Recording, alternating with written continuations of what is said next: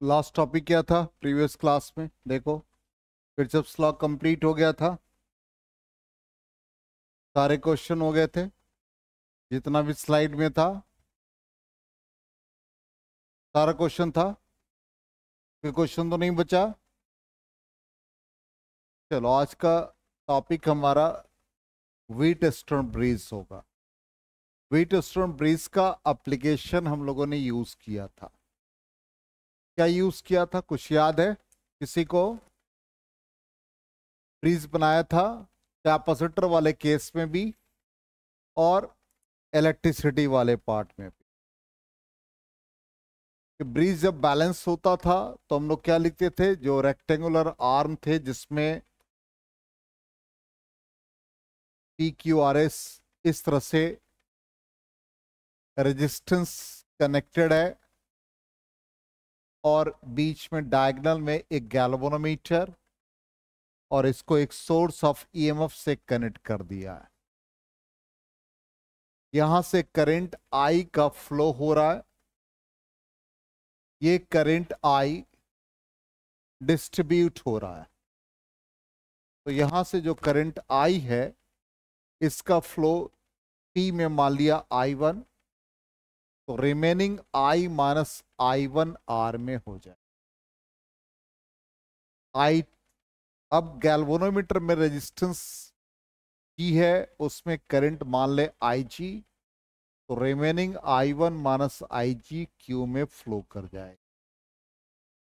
Eight junction D पर ये IG और I माइनस I1 का एडिशन होगा और इसमें finally current I minus I1 plus IG, और फिर इस जंक्शन पे दोनों का सम करेंगे तो I1 और IG कैंसिल हो जाएगा और फाइनली हमको I मिल जाएगा। रिपीट कर रहे हैं, पहले हम लोग देख ले। ये एक रेक्टेंगुलर आर्म में PQRS 4 रेजिस्टेंस है। इसके डायगोनल के अलॉन्ग एक गैल्वेनोमीटर जिसका रेजिस्टेंस G, और पूरे एपरेटस को एक सोर्स ऑफ ईएमएफ से कनेक्ट कर दिया। यहां जो हम लोगों को फाइनली फाइंड करना है कि P by Q is equal to R by S हो। पी क्यू दो आर्म पे रेजिस्टेंस गिवन होता है, R हमारा एक सुटेबल रेजिस्टेंस होता है, उसके वैल्यू को हम लोग एडजस्ट करते हैं, और S हमारा अननोन रेजिस्टेंस होता है। इस अननोन रेजिस्टेंस का भी वैल्यू हम लोग निकालते हैं। यहां से इस सोर्स ऑफ ईएमएफ से करंट I का फ्लो हो रहा है। अब ये I का एक पार्ट AB सेगमेंट में I1 है, remaining I minus I1 R segment में। फिर BD सेगमेंट में यदि गैल्वेनोमीटर का करंट है तो remaining I1 minus IG Q segment में आ गया। IG और I माइनस I1 का सम S सेगमेंट में चला जाएगा, तो वो I minus I1 plus IG देगा, और फिर एट जंक्शन C दोनों का एडिशन हो जाएगा, तो I1 कट जाएगा, IG कट जाएगा, तो रिमेनिंग करंट I का फ्लो इस ईएमएफ से होता हुआ फिर से फ्लो कर जाएगा। ये करंट का डिस्ट्रीब्यूशन समझ में आ गया सबको क्लियरली 100%? अब यहां पर व्हीटस्टोन ब्रिज में एक लूप हमारा ये बनेगा ABDA, दूसरा लूप हमारा बनेगा BCDB। अब इस दोनों लूप को हम लोग सिंप्लीफाई करके निकालेंगे कि P by Q is equal to R by S, और S अननोन रेजिस्टेंस निकाल लेंगे। तो व्हीटस्टोन ब्रिज क्या है? एक अरेंजमेंट है 4 रेजिस्टेंसेस का, जिसमें कि एक अननोन रेजिस्टेंस निकालते हैं in terms of the remaining resistances. Unknown resistance का वैल्यू निकालेंगे in terms of the remaining resistances. ठीक, यही हमारा पर्पस है।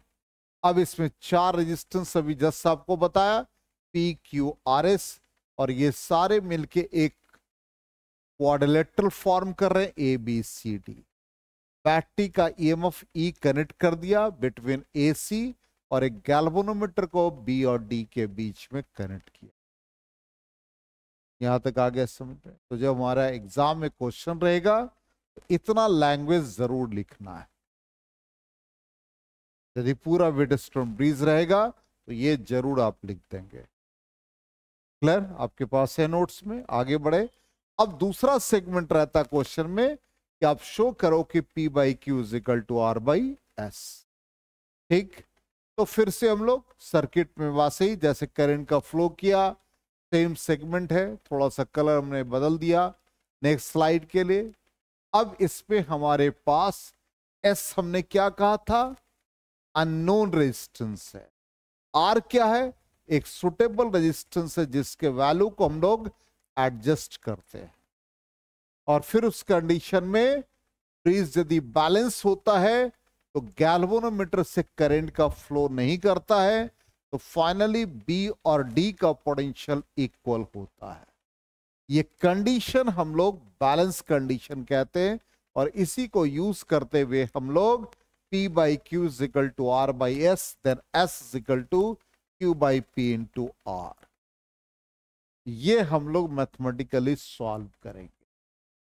ठीक, अब इसको प्रूफ करने के लिए हम लोग अप्लाई करते हैं फिर से वैसा ही सेम सेगमेंट। पहला लूप क्या बनेगा?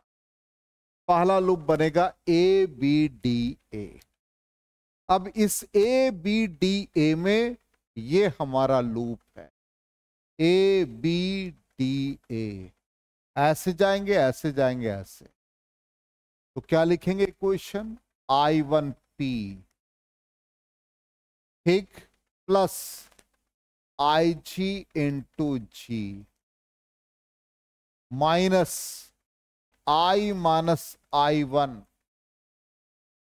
Into R। और राइट हैंड साइड में क्या है? ईएमएफ लिखते हैं। There is no EMF in the circuit, इसलिए ये क्या हो गया? जीरो। ये इक्वेशन 1 हो गया। है समझ में या नहीं? लिखो इक्वेशन 1।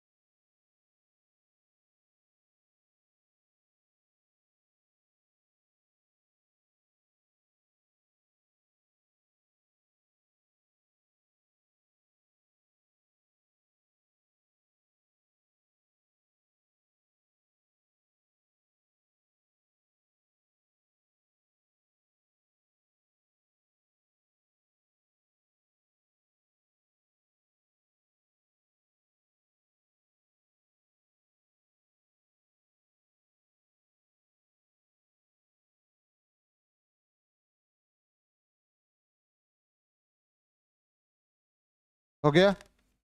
चलो सेकेंड लूप में आ जाओ। पहले क्वेश्चन चेक करो, यही क्वेश्चन है। चलो सेकेंड लूप क्या है? B C D B, B C D B, B से सी जाना है। ये अब यहां पर बी से सी में I1 minus IG into Q minus I minus I1 plus IG into S minus IG into G, no EMF. Second equation हो जाएगा। चलो लिखो इसको।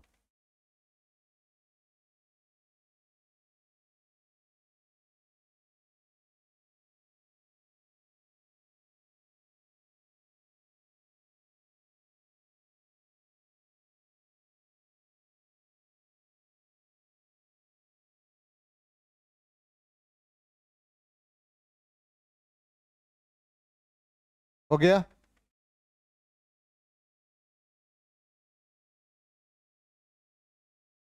ये आ गया क्वेश्चन 2। अब जब ब्रीज बैलेंस होगा, हमने क्या कहा था, आर के वैल्यू को हम लोग ब्रीज में एडजस्ट करते हैं, ठीक, और एस अननोन निकालते हैं। तो उस कंडीशन में ब्रीज जब बैलेंस होगा तो बी और डी का पोटेंशियल इक्वल, तो बी और डी का पोटेंशियल इक्वल होगा तो गैल्वेनोमीटर में करंट का फ्लो नहीं होगा। सिंस पोटेंशियल एट बी और डी इक्वल, ये जब होगा तो गैल्वेनोमीटर में करंट का वैल्यू 0। अब इसका वैल्यू इक्वेशन 1 में डालो, तो I1P ये 0 हो गया, -I-1 into R is equal to 0। then I1P I-1 into R, इसको इक्वेशन 3 मान लो।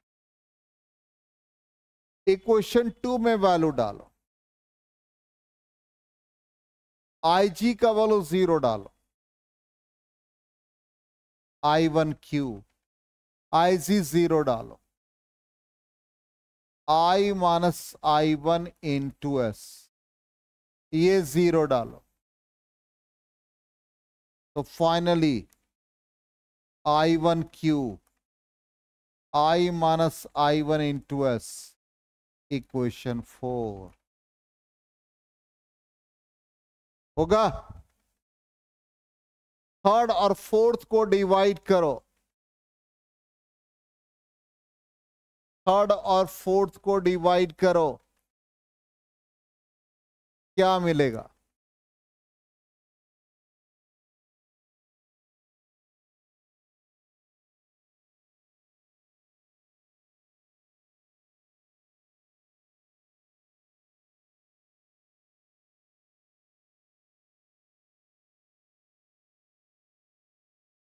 Good. P by Q is equal to R by S, यही तो हम लोगों का पर्पस था। एस अननोन रेजिस्टेंस है तो क्या आ गया, QR बाई P। यही हम लोगों को फाइंड करना होता है व्हीटस्टोन ब्रिज में। इसका प्रैक्टिकल एप्लीकेशन है slide wire bridge, meter bridge, लेकिन वो हटा दिया गया। प्रैक्टिकल ही है, मतलब थियोरेटिकल अब हटा दिया गया, वो सिलेबस में नहीं है। ऐसे तो पोटेंशियोमीटर वायर भी था पहले, वो भी हटा दिया गया। ठीक है, तो ये वाला पार्ट आपका इलेक्ट्रिसिटी का पार्ट खत्म हो गया। इसका नेक्स्ट पार्ट है हिटिंग इफेक्ट ऑफ करंट। ऐसे मौका मिलेगा तो हिटिंग इफेक्ट ऑफ करंट के बाद तो दो प्रैक्टिकल आपको सिखा देंगे, वेरिफिकेशन ऑफ ओम्स लॉ और मीटर ब्रिज। पोटेंशियोमीटर भी सिखा देंगे। हो गया, नोट कर लिया? तो फाइनली ये रिजल्ट है, चेक कर लो। VB is equal to VD, IG का वैल्यू 0 डाला इक्वेशन 1 में, तो इक्वेशन 3 मिला, इक्वेशन 4 मिला, दोनों को डिवाइड किया, अननोन रेजिस्टेंस मिल गया, Q बाई P इंटू। अब कुछ इंपॉर्टेंट पॉइंट्स, इंपॉर्टेंट पॉइंट्स को डिस्कस करने से पहले हम सर्किट बना रहे हैं जिससे आपको हर कॉन्सेप्ट क्लियर होगा। ध्यान देना, बहुत इंपॉर्टेंट सेगमेंट। हम लोग ऐसा पहले जब स्टार्ट किए थे प्रॉब्लम बनाने, तो व्हीटस्टोन ब्रिज को हम लोग पहले ऐसे बनाते थे। यहां गैल्वेनोमीटर लगा देते थे, यहां सोर्स लगा देते थे, यस, बैटरी कनेक्ट कर देते, यही था हमारा सर्किट। अब कहता है कि यदि हम इसको रिप्लेस कर दें, इसको हम इरेज कर रहे हैं, अब इसको रिप्लेस करके हम यहां एक बैटरी लगा दें और यहां पर हम P ले लें,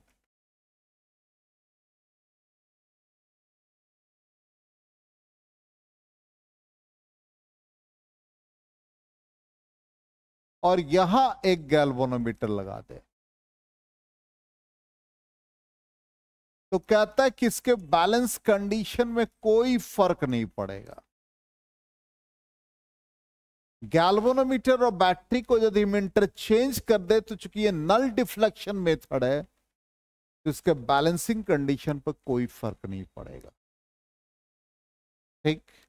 दूसरी बात, जब हम लोग प्रॉब्लम बनाते थे तो ऐसा भी ब्रिज देखते थे, बीच में गैल्वेनोमीटर होता था और ऐसा सर्किट बना लेते थे।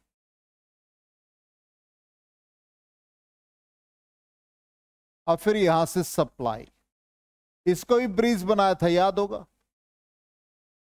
बोलो यस नो। तो ऐसा भी व्हीटस्टोन ब्रिज बनता है। फिर हम लोग जब प्रॉब्लम सॉल्व कर रहे थे तो ऐसा ब्रिज बनाते थे।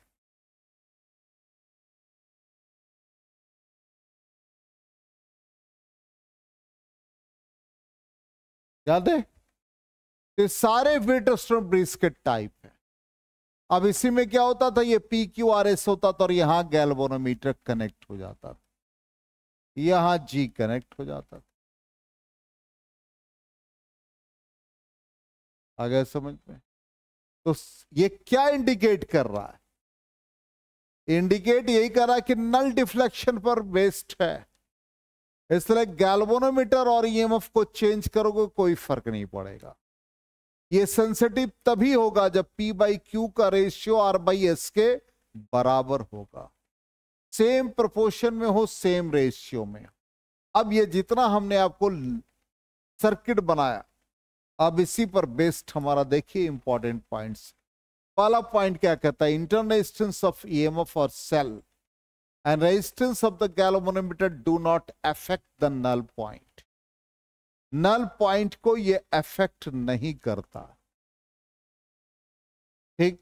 दूसरा point, this method is not suitable for the measurement of very low, बहुत कम या बहुत हाई रेजिस्टेंस के लिए नहीं होता है, ऑप्टिमम वैल्यू के लिए होता है। Third, if the breeze is balanced, then on interchanging the position of galvanometer and battery, there is no effect on the balance of the breeze. breeze के बैलेंस पे कोई इफेक्ट नहीं होता। ठीक। फोर्थ कहता है कि व्हीटस्टोन ब्रिज का सेंसिटिविटी डिपेंड करता है दो पर, एक relative magnitude of the resistances in the four arms of the bridge. The bridge is most sensitive when all the four resistances are of the same order, मतलब 1/1 is equal to 1/1, मतलब 1:1 is equal to 1:1 या 1:2 is equal to 1:2, और relative position of battery and galvanometer. ठीक। अब कहेगा, मान लो कि the bridge is more sensitive when P is to Q is to R is to S। Ratio दे देगा 1:1 is to 1:1, 1:2 is to 1:2, इस तरह से। तो सेम प्रोपोर्शन में तो दोनों सेम प्रोपोर्शन है, और जहां डिफरेंट प्रोपोर्शन होगा सेंसिटिविटी नहीं होगी। इस तरह से दिया रहेगा। आ गया समझ में? तो इस तरह से ये पूरा पार्ट खत्म हो गया। Next part heating effect of current है, आज यहीं तक रहने दो थोड़ा। ठीक। व्हीटस्टोन ब्रिज कंप्लीट हो गया, इलेक्ट्रिसिटी का पार्ट खत्म हो गया।